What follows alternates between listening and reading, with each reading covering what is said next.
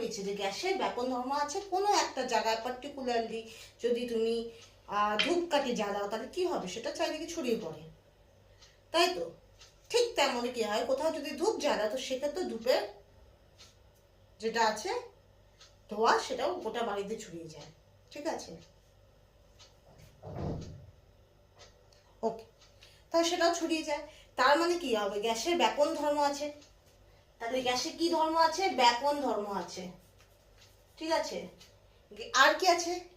গ্যাসের অণুগুলোর মধ্যে আকর্ষণ বল খুব কম, তাই গ্যাস ছড়িয়ে পড়ে, তার জন্য গ্যাসের ব্যাপন ধর্ম আছে। আর কি বললাম, গ্যাসের মধ্যে কি হয়, অণুগুলো সবসময় ছোটাছুটি অবস্থায় থাকে। ঠিক আছে, তার জন্য কি হয়, গ্যাসের অণুগুলো কি হয়, পাত্রের দেওয়ালে মানে যেখানেই রাখবে সেখানকার যে দেওয়াল, সে দেওয়ালে গিয়ে কি করে, চাপ প্রয়োগ করে। তো গ্যাসের ওটাকে আমরা কি বলি, গ্যাসের চাপ। তো গ্যাসের ক্ষেত্রে কি হয়, আলাদা করে আমাদের পড়তে হয় গ্যাসের চাপ। ঠিক আছে, তারপরে আমরা কি পড়িয়েছিলাম, বয়লের সূত্র, যে উষ্ণতা স্থির রেখে ভর স্থির রেখে কোনো গ্যাসের পদার্থের কি হয়, PV proportional to PV equal to constant.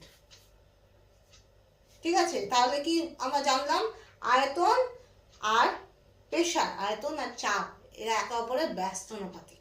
বয়লের সূত্র এটাই বলে। ঠিক আছে, তো আজকে আমরা জানবো চার্লসের সূত্র। ঠিক আছে, ওকে।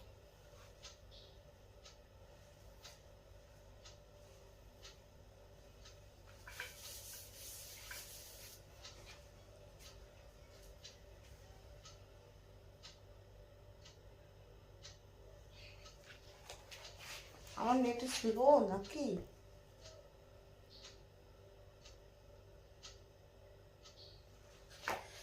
আচ্ছা বেশ,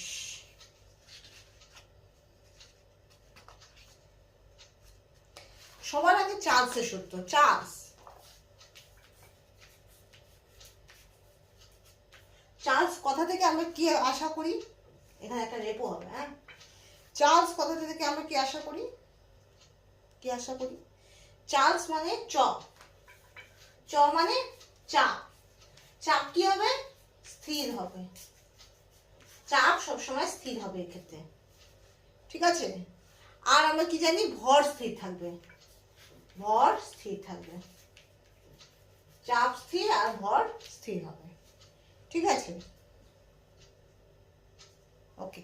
তো চাপ স্থির আর ভর স্থির থাকবে, এটাকে আমরা বলি চার্লসের সূত্র। চার্লস মানে চ, চ মানে চাপ।